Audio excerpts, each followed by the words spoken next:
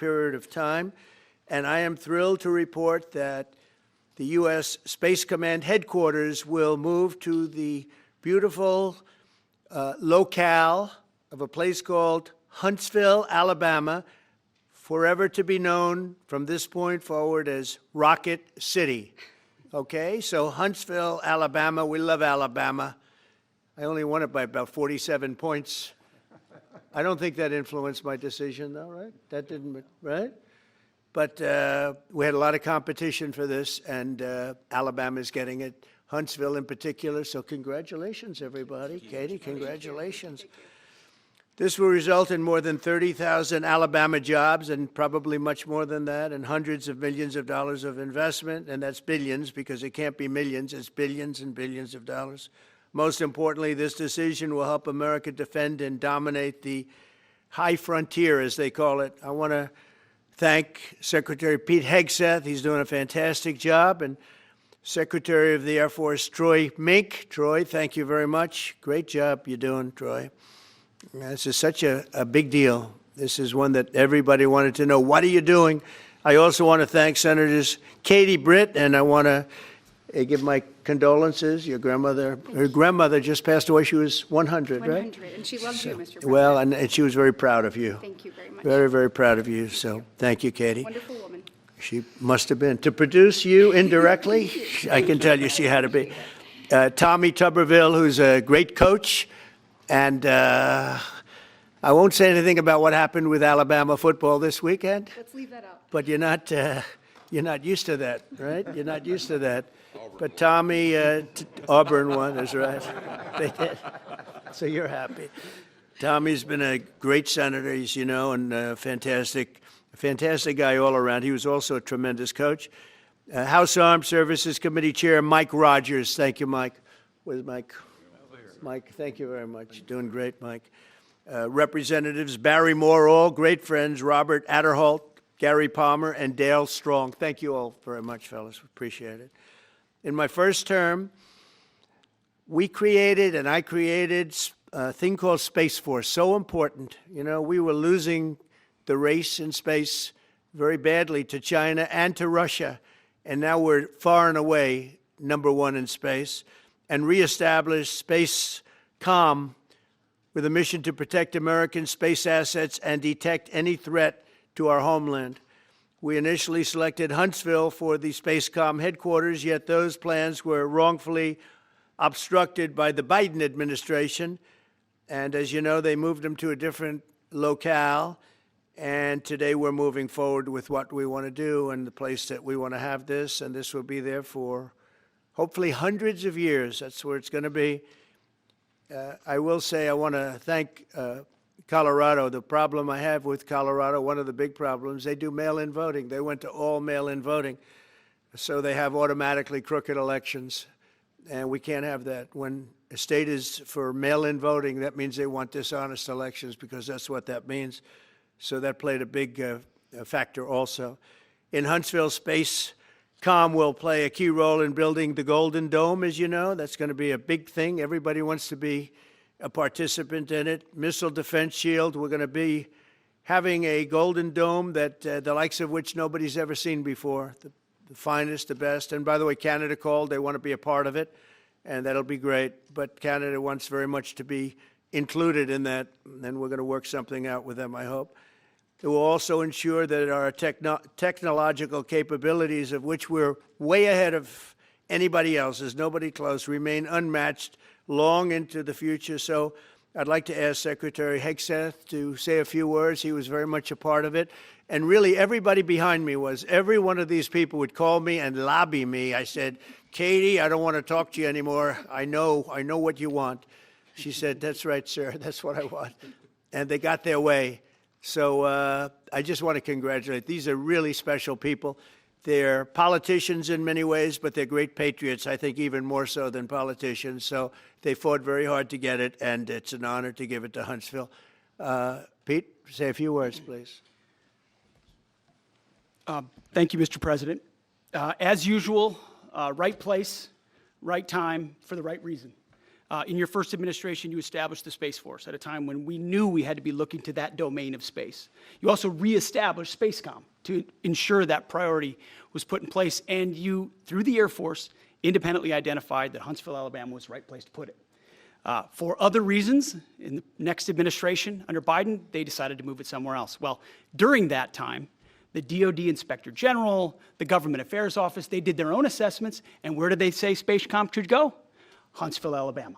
So what you're doing today, Mr. President, is restoring it to precisely where it should be based on what the Space Force, the Air Force, your leadership believes will give us strategic advantage in the future. That is Huntsville, Alabama. We are way ahead in space, but this will ensure we stay leaps and bounds ahead because that's the most important domain. Whoever controls the skies will control the future of warfare. And Mr. President, today you're ensuring that happens. Thank you. Thank you very much. Katie, would you like to say something? Mr. President, we are grateful for your leadership on this and restoring Space Command to its rightful home in Huntsville, Alabama. This delegation has worked together, both chambers, both parties, to make sure that Huntsville was the place that Space Command called home. As was mentioned, obviously the Biden administration chose to make this political. What we want to do is put the safety and security of Americans first. We want to make sure that our warfighter is put first, and we want to make sure that America continues to lead. And today, Mr. President, you've allowed that to happen. Thank you. Thank you very much. Tommy, please. Yeah, thank you. Thank you, Mr. President. This is a great day for our country, not just for our state of Alabama. We need help in our military. We need to catch up. And as Secretary Hedges said, we're not behind in space, but we know where we're at, and we need to expound on that. Now, this move will save the taxpayers $480 million. It's not going to cost more. It's going to cut $480 million. We have the plans intact. It'll be behind a secure wall in Huntsville, Alabama, at Redstone Arsenal. We have 40,000 people there. We have the FBI there. We have missile defense there. We have NASA, Blue Origin, and SpaceX. It is the perfect place for Space Command. I would tell you today, and I've spoke with the President for the last 3 or 4 years about this, if I thought it needed to go somewhere else because I understand the security of our country, I'd be for that. But the best place for Space Command is Huntsville, Alabama, because what we have and what it means to this country is going to be so important. So thank you, Mr. President, for this, and we look forward to building a huge Space Command and having the Donald J. Trump Space Command Center in Huntsville, Alabama. Here, here. JD, would you like to say something? Sure. Well, Mr. President, thank you. I'll be very brief here. I lobbied the president hard to put it in Ohio, but he said these people behind us, these Alabamas, are just too powerful and too persuasive. And so it's in Alabama, but as Tommy said, this is exactly the right place for Space Force and Space Command. I think Americans ought to appreciate the fact that you can't win the battle of the future unless you control the skies. The cyber security, the communications, the entire infrastructure of the battle in the 21st century will be in space. So it was a visionary move in the first administration for the president to set up Space Force, and I think an equally visionary move to make sure that Space Force is right where it should be in Huntsville, Alabama. Thank you, sir. Thank you very much. Gentlemen, anybody want to say anything? Would you like to say? Mr. President, another promise made, another promise kept. You think about it, Redstone Arsenal is critical to national security. The president said when you were the 45th president, let's do what's right for national security. And today, that's exactly what we're doing. It's not because of this or that. It's because it's right for national security. You think of the 21 categories that were evaluated to determine what was best for national security. All indicators pointed back to Huntsville, Alabama, and Redstone Arsenal. We have the right people at the right place at the right time. Mr. President, on behalf of the people of the 5th Congressional District and all of Alabama, thank you for keeping your word. Absolutely. Thank you very much. Anybody? Let me just say, Mr. President, I want to say thank you. And thank you for doing this because it was the right thing to do. When they looked at all the numbers, Huntsville was the place to go, and like you say, it was unfortunately pulled out, but you made it right. So I want to just say thank you again for a grateful nation, and to the state of Alabama, we're very grateful. Thank you, and God bless. Thank you very much. Thank you. Thank you very much. Please, go ahead. Thank you, Mr. President. Throughout history, militaries has always understood that whoever could hold the high ground held the advantage. Space is the ultimate high ground. And what we're doing with moving the Space Command to Huntsville is absolutely critical to our maintaining dominance in that sphere. And it goes hand in hand with what we're trying to do with the Golden Dome and missile defense to defend against anyone else who tries to enter that sphere. So thank you, Mr. President. Thank you very much. Please. Thank you, Mr. President. And obviously, national defense is a huge issue. And when you look at the scores, Alabama was #1. And for political reasons, it was moved out of our state. But, Mr. President, thank you for making priorities the defense and the warfighter and the safety of this nation. And in the big, beautiful bill, that Golden Dome will be built in Huntsville, Alabama, and we're grateful for that. Thank you. Listen, as chairman of the Armed Services Committee, I care very much about what's most important for our national security. And the President held a nationwide competition to determine where we should have this command. If y'all remember, at the end of that competition, where Alabama came in first, there was a lot of complaints from the other states who did not place well. He said, we'll do it over with new criteria to accommodate your concerns. Alabama came in first in that second competition. His Secretary of the Air Force reviewed the results, said it was fair, and the President named Huntsville. It was the Biden administration that decided to make it political, even though his own Secretary of the Air Force said it was a fair competition and it should be in Huntsville. So I want you to know I appreciate this President standing up and being strong and saying he's going to make this right and put it where it rightfully belongs, and that's Huntsville, Alabama. Thank you very much. Good job. Appreciate it. So thank you all very much. You are going to leave me alone now? You're not going to call me anymore and talk about this subject, right? You promise? They'll start something else. But I just want to congratulate you. It's a very big deal. When you come out and when you leave the room, you'll see that we just, over the last few minutes, literally shot out a boat, a drug-carrying boat, a lot of drugs in that boat. And you'll be seeing that and you'll be reading about that. It just happened moments ago, and our great general, head of the Joint Chiefs of Staff, who's been so incredible, including what took place in Iran, knocking out potential nuclear power for a long time to come. I think within a month they would have had it if we didn't do what we did. But he gave us a little bit of a briefing, and you'll see. And there's more where that came from.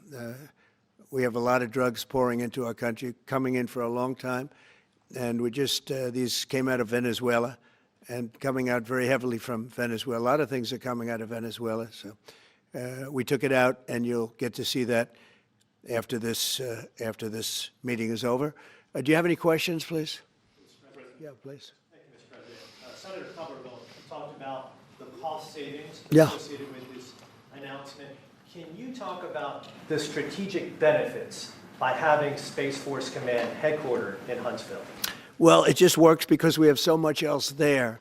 And having a central, you could call it a central command, but it really is a command station. Also, even locationally, where it is, and when you think about flying distances, if you can save a half an hour as fast as some of these planes go and things go, and even the rockets go, if you can save by having the best location. So we went out, as you know, to experts, and we had 4 different groups of experts. They all said this was the best location. I also loved it from the standpoint, I know the people of Alabama, they are great people, work hard, and there's no games, and they're very proud of it. And I would say they fought harder for it than anybody else also. A lot of states, 5 states really wanted it, but they wanted it more. And I kid you not when I say that these people, they spoke to me a lot. That's all they wanted to talk about. They didn't want to talk about the weather. They only wanted to talk about moving to this location, moving to Alabama, Huntsville in particular. So we're honored to do it. They really wanted it badly, and they got it. Peter? President Trump, something completely different, but about a big viral social media trend over the weekend. How did you find out over the weekend that you were dead? You see that? No. People didn't see you for a couple days. 1.3 million user engagements as of Saturday morning about your demise.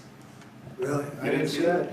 You know, I have heard, it's sort of crazy, but last week I did numerous news conferences, all successful. They went very well, like this is going very well. And then I didn't do any for 2 days, and they said, there must be something wrong with him. Biden wouldn't do them for months. You wouldn't see him. And nobody ever said there was ever anything wrong with him, and we know he wasn't in the greatest of shape. No, I heard that. I get reports. Now, you knew I did an interview that lasted for about an hour and a half with somebody, and everybody saw that was on one of your competitors. I did numerous shows and also did a number of truths, long truths, and I think pretty poignant truths. No, I was very active over the weekend. They also knew I went out to visit some people at the club that I own, pretty nearby on the Potomac River. And no, I've been very active actually over the weekend. I didn't hear that one. That's pretty serious stuff. Well, it's fake news. You know, it's just it's so fake. That's why the media has so little credibility. I knew they were saying, like, is he okay? How's he feeling? What's wrong? I said, I just left. And it's also sort of a longer weekend, you know, it's Labor Day weekend. So I would say a lot of people know I was very active this Labor Day. I had heard that, but I didn't hear it to that extent. Go ahead, Peter. We know that this country has a huge problem with school shootings. You have said that you're open to sending the National Guard pretty much anywhere. Would you ever consider sending an armed National Guardsman to every school? Well, we have a big problem with school shooting, but we also have thousands and thousands of schools that run perfectly. You know, they talk about you can do things construction-wise, and that's really, I think nobody knows more about construction than me. You can build the construction doors. You can build what they call safety doors, where they lock on the outside, the inside, and every place else. Well, but if one of these lunatics happens to get through, then the police can't get in. Then they're looking for keys all over the place, and it takes a lot of disadvantages to doing, spending billions and billions of dollars and actually making it safer in some way for some of these lunatics that we're dealing with. But I don't think so. I've thrown out the concept. We have great teachers that love our children. The parents love the children. Teachers love the children too. And if you took a small percentage of those teachers that were in the military, that were distinguished in the military, that were in the National Guard, et cetera, and you let them carry. That's something that a lot of people like. I sort of liked it. It'd have to be studied, but they're trained. They know about weapons. You can't do it with every teacher because most teachers don't know, and But I always thought that would be an alternative.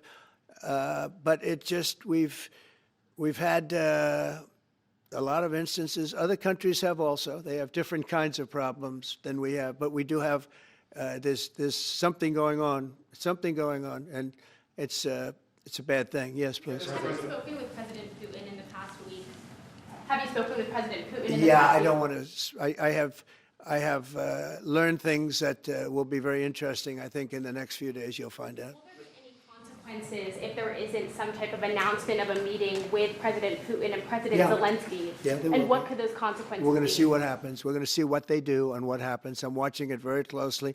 Last week, they lost 7,000, between the two countries, 7,313 soldiers, to be somewhat exact, for no reason whatsoever.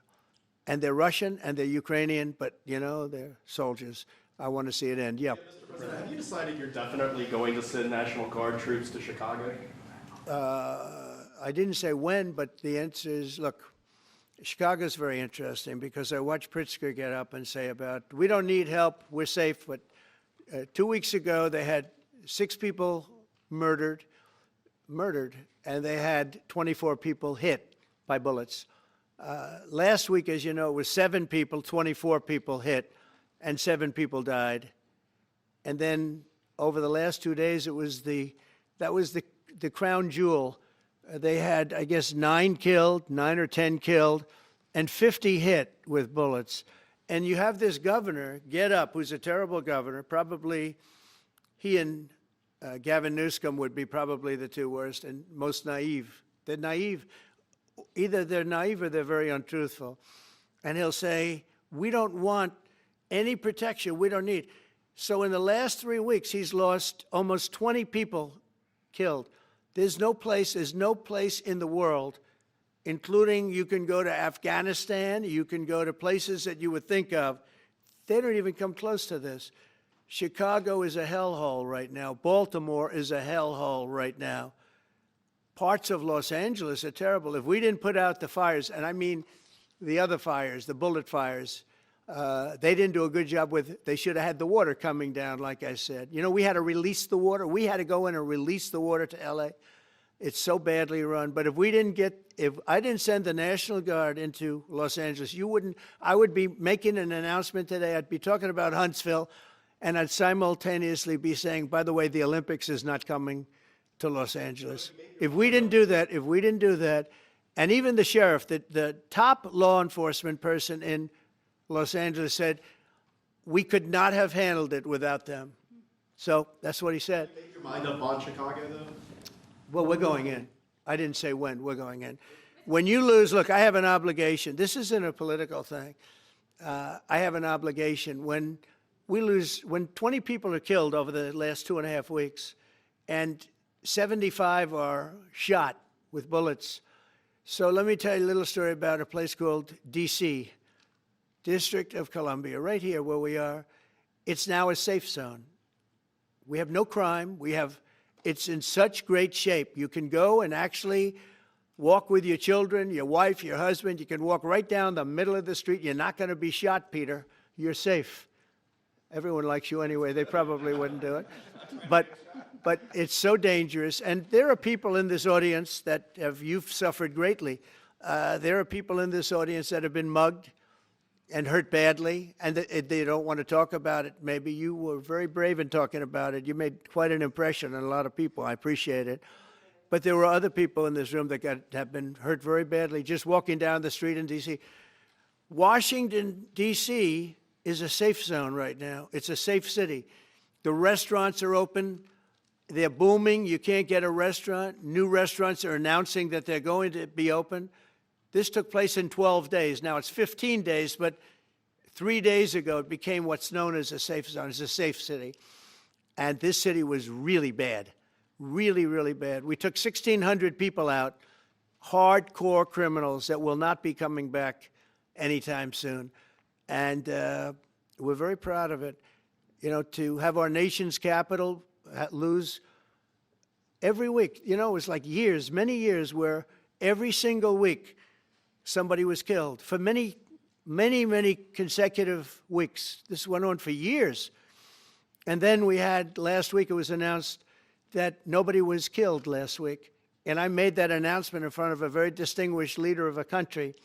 And I'm saying proudly, ladies and gentlemen, nobody was killed in Washington, D.C. this week. He looked at me like, what's that all about? I say, yeah, we have a little bit of a crime problem, and we don't have a crime problem in Washington anymore. And the mayor has been very helpful, and the police commission has been very helpful, and it's been a great team. And I would love to have Governor Pritzker call me. I'd gain respect for him and say, we do have a problem, and we'd love you to send in the troops, because you know what? The people, they have to be protected. I saw today on one of your networks, not a friendly network, except really the opposite, I would say, very unfriendly network. And they interviewed about 12 people on this morning. Most of them were African American, they were black. And they were saying, please, please, please let the president send in. These were people from Chicago. Please, we need help. We need help. We can't walk outside. We're petrified. If the governor of Illinois would call me up, I would love to do it. Now, we're going to do it anyway. We have the right to do it because I have an obligation to protect this country. And that includes Baltimore. I saw where Governor Moore was asking me to take a walk down the street of Baltimore. Well, Baltimore is a very unsafe place. It's rated number 4 in the city, one of the most unsafe places anywhere in the world. But, you know, we took care. This was a beautiful thing that happened in Washington because we showed that it could be done. And this wasn't just sending big, strong guys, and they are big and they are strong. You know, we had a great decision from the Supreme Court that had to do with sort of talent. It had to do with you are put down based on merit. You can hire based on merit.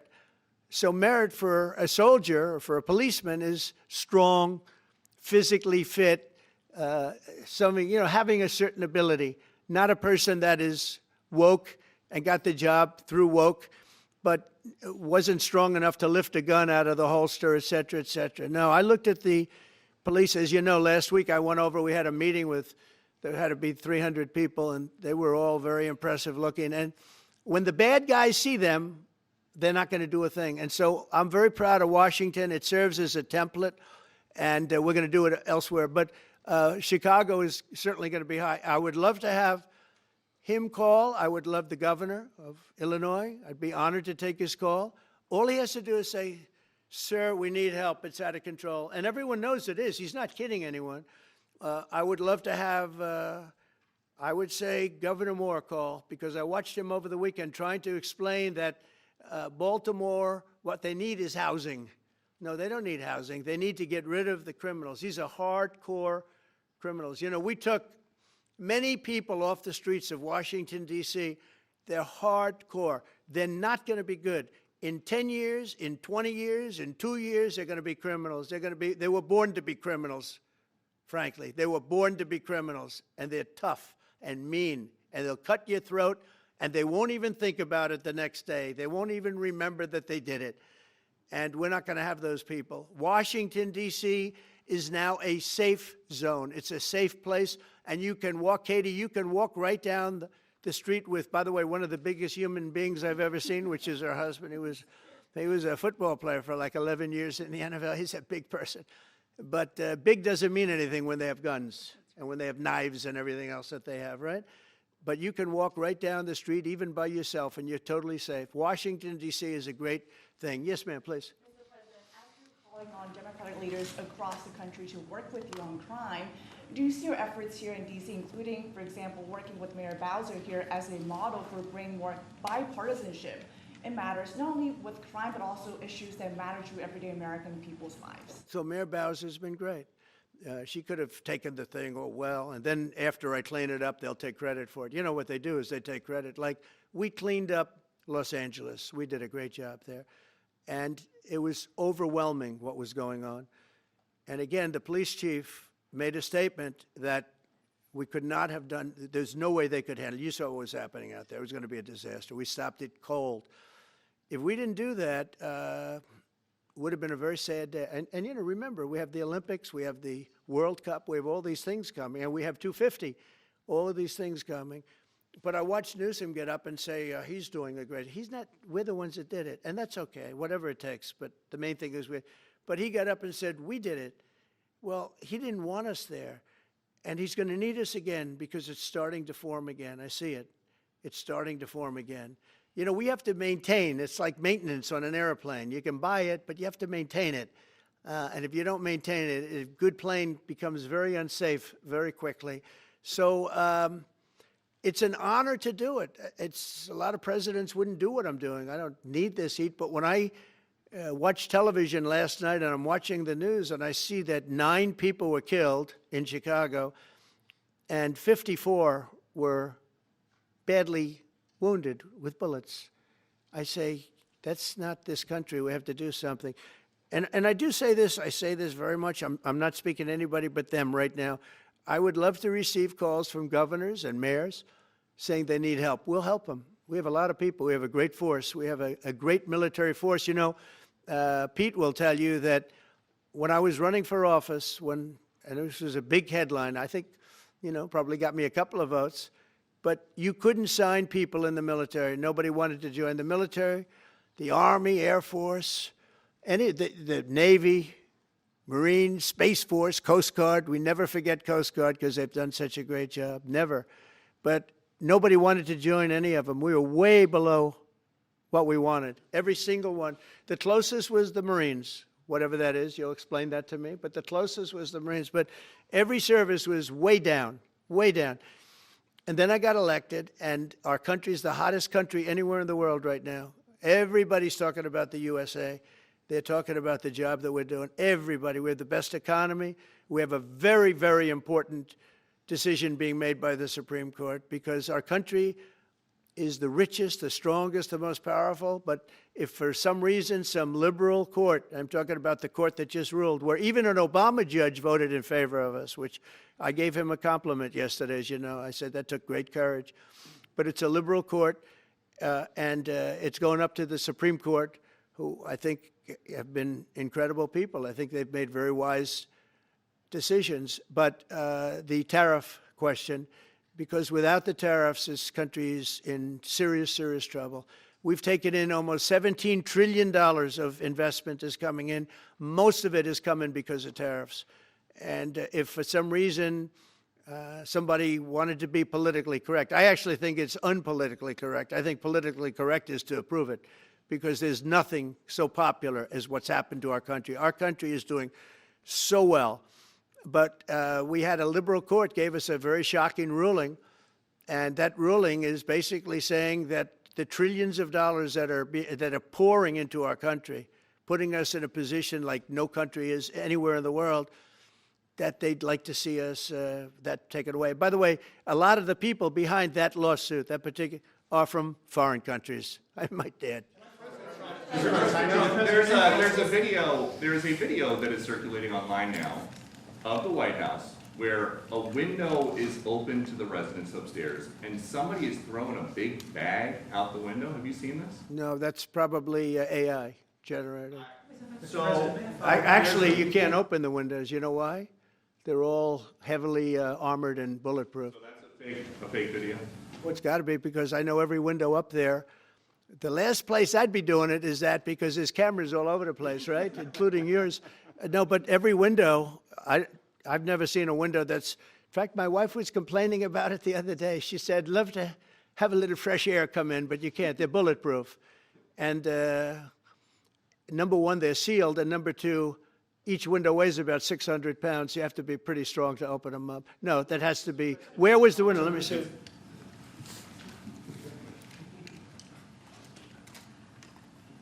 Maybe from the renovations? Which is the window? It looks like this is on the 15th Street side, I think. Yeah. So right here. Yeah, those windows are sealed. Those windows are they're all sealed. You can't open them. What you were saying regarding the federal. It's the kind of thing they do. And one of the problems we have with AI, it's both good and bad. If something happens really bad, just blame AI. But also they create things, you know, it works both ways. If something happens that's really bad, maybe I'll have to just blame AI. But there's truth to it, because I see so many phony things. I saw something as I was growing up, from the time I was a baby till now. I said, who did that? It was AI generated. So it's a little bit scary, to be honest with you. But those windows are all very heavily sealed. Thank you, Mr. President. I want to follow up with what you were saying regarding that federal appellate court that ruled against you and your administration as it relates to your ability. Well, they ruled against our country, the court, and they ruled against us before. It's a very liberal court. You called it highly partisan in your Well, social it certainly media posts. is. It certainly and in is. fact, it was along ideological lines, 7-4. Well, except that we actually got one of the Obama judges that was appointed by President Obama voted in favor of the tariffs, because he felt it was imperative for our country to thrive and survive even. And I gave him credit. I said, you know what? That took a lot of courage for him to do it, because you don't see that often. So my question is, I suspect you're going to appeal that all the way to the Supreme Court. Well, we already have, yeah. In fact, we're doing something else. We're going to be going to the Supreme Court, we think, tomorrow, because we need an early decision. I mean, look, the financial fabric of our country, we're a rich, incredible country right now, and we're able to, you know, other countries use tariffs on us for years, and we never did. I did a lot during my first term, but then we had COVID, and we had to focus on other things. You couldn't be tariffing Italy, Spain, France, as they were dying by the thousands and millions. But we did with China, and China paid us billions and billions of dollars. And I started the process, but then I had to end it a little bit because of COVID. We focused on that. But no, it's a very important decision. And frankly, if they make the wrong decision, it would be a devastation for our country. We've taken in trillions of dollars. And by the way, all these countries signed agreements, as an example. They're all happy. Everybody's happy.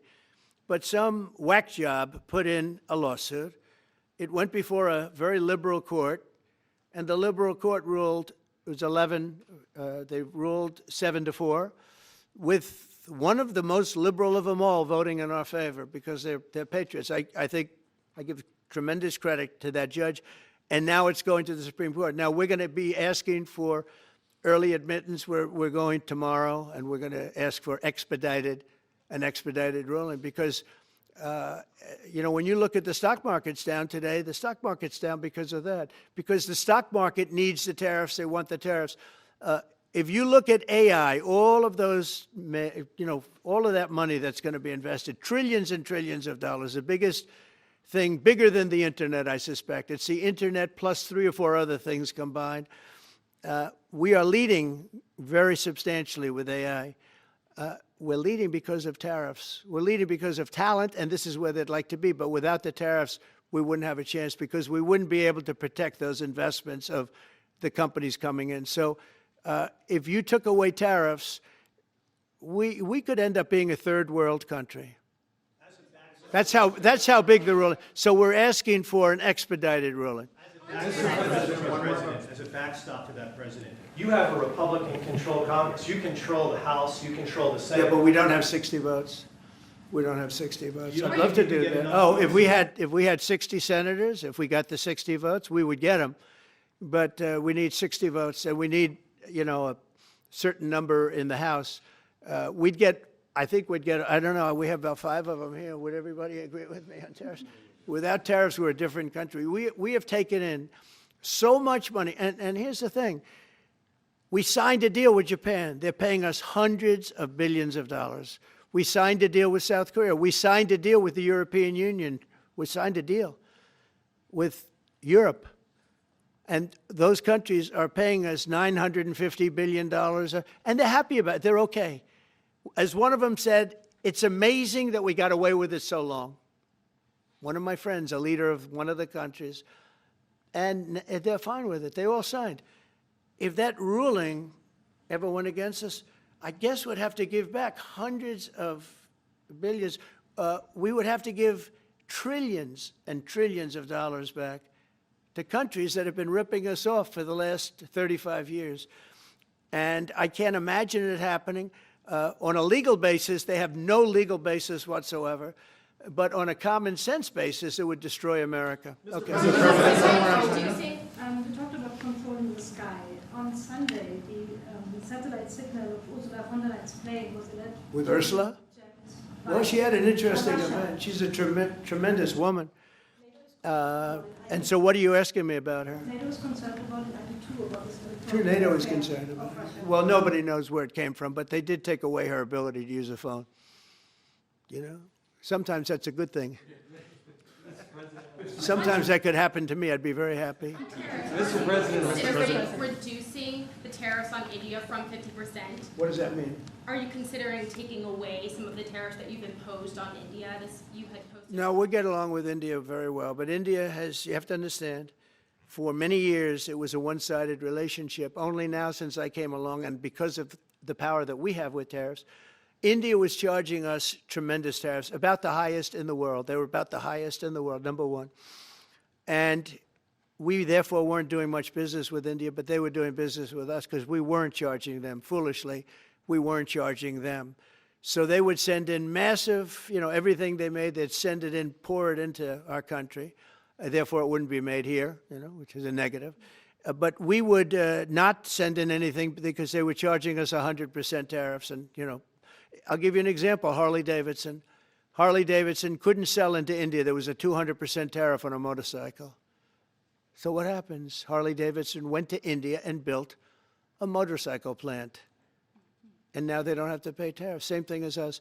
So what we're doing is literally thousands of companies are coming into the U.S., car companies, AI, but, you know, more traditionally, car companies. We have so many car company factories under construction or being designed right now.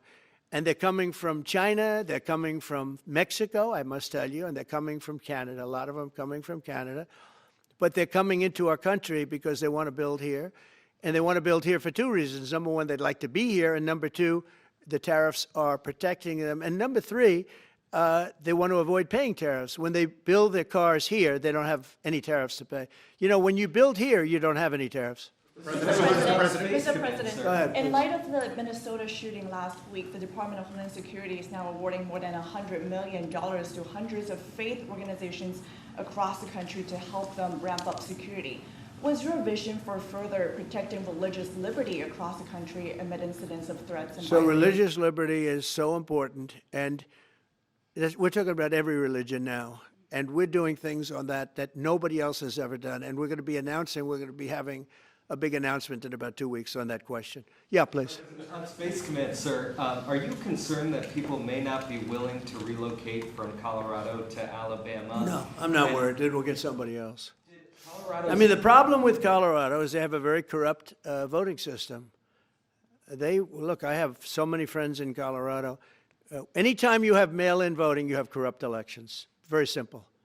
It's very simple. Even Jimmy Carter said it with his commission. They set up a commission with him and Scoop Jackson and some people, highly regarded people. And they said the finding was, if you have mail-in voting, you will have corrupt elections. Well, your radical left governor decided that he was going to have all mail-in voting in Colorado. Once you have all mail-in voting, and for whatever reason, the Democrats cheat. And they cheat like, they're not stupid. That's the only thing. They're no good on policy. They're no good on management. They're no good at government. But they're great at cheating. And they stick together, too. I give them credit for sticking together. Please. Obviously, this is a big win for national security, moving this to Alabama. We've all can agree with that. Big. Is there any idea of the economic impact this has on the state and on that local area? Katie, do you want to answer that? Look, I mean, go ahead. Please go. This is going to be tremendous. I mean, the state of Alabama, what we've seen through this process is the worst of Washington. We've seen politics get in the way of what is best for the warfighter, what's best for national security. And the state of Alabama is about to show the country the best among us. So we know the economic impact is going to be tremendous. There at Redstone Arsenal, we're proud to house everything from the FBI to headquarters there for material command to a number of things. We obviously have NASA with Marshall Space Flight Center, and so this naturally fits within. When you look at the decision matrix that they placed in front of us, that's why we ranked so high, is because we have the resources necessary and the ability to build out quickly to meet the needs in front of us. As far as economic impact, it would be tremendous. Does anybody have an exact number? 1,600 jobs. 3,000 spinoff. With 3,000 spinoff. Look at this. This is teamwork right here. So we are really proud, and the people of Alabama are ready to get to work. And I've got a housing question, if you could, just for a second, Mr. Yeah, President. please. Owning a home and going about the American dream seems like it's out of touch for a lot of Americans. Yeah. Just recently, you pushed out a statement about addressing an emergency housing situation. That's right. We're thinking about doing that. Yeah, can you just? Well, we need a little help from the Fed. We have a man named Jerome Too Late Powell. You probably heard of him. He's too late. He's way too late.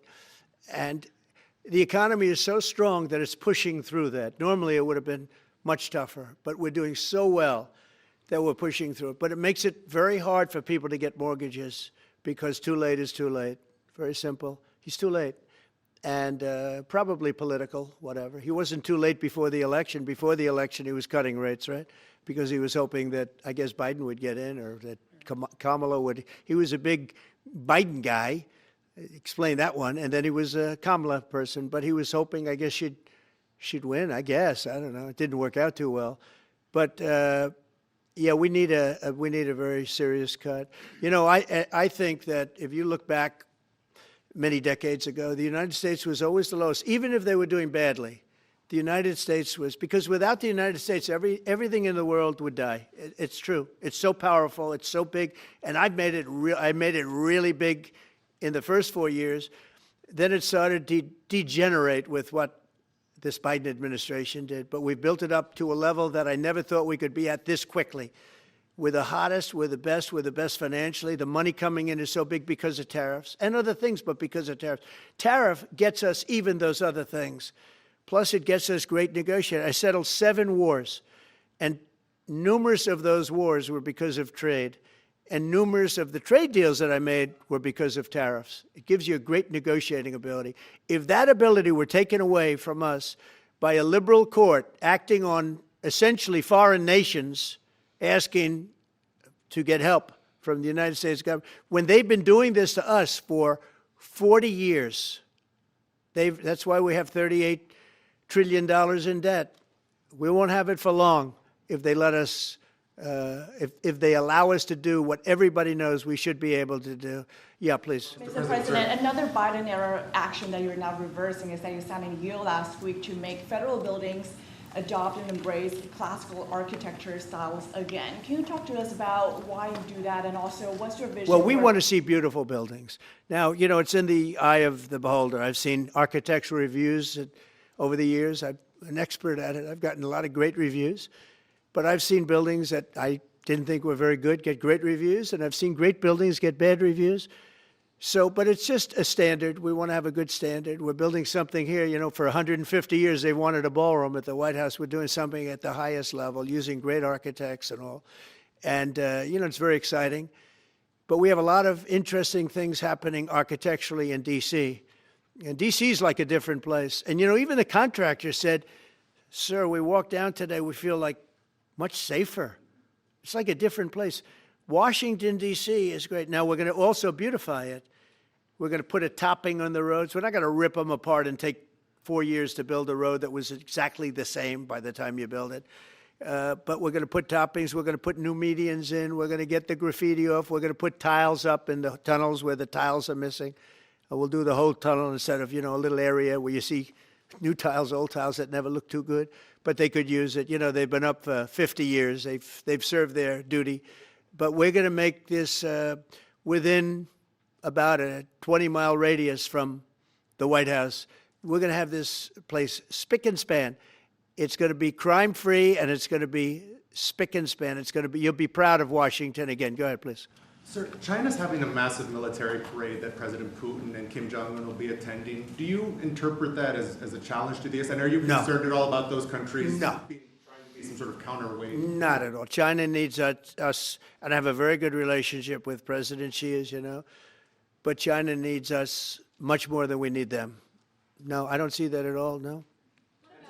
One more. And I had actually a very good meeting with President Putin a couple of weeks ago. We'll see if anything comes out of it. If it doesn't, we'll take a different stance. March today in California ruled that your deployment of National Guard troops to Los Angeles was illegal. Do you have any response? Well, it was a radical left judge. But very importantly, what did you not tell me in that question or statement that you made? Pretty much of a statement, I think. Well, I was asking for your response. No, you didn't say what the judge said, though. The judge said, but you can leave the 300 people that you already have in place. They can continue to be in place. That's all we need.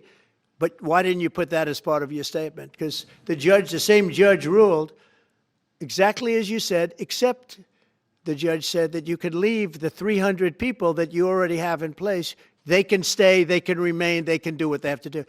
Thank you very much, everybody. We appreciate it. Thank you. Thank you. Thank you very much. Thank you, guys. Thanks, press. Thank you. Thank you. Let's head out. Let's go, guys. Thank you. Thank you, press. Thanks, guys. Let's go. Let's go. Keep going. Thanks, guys. Thank you, press.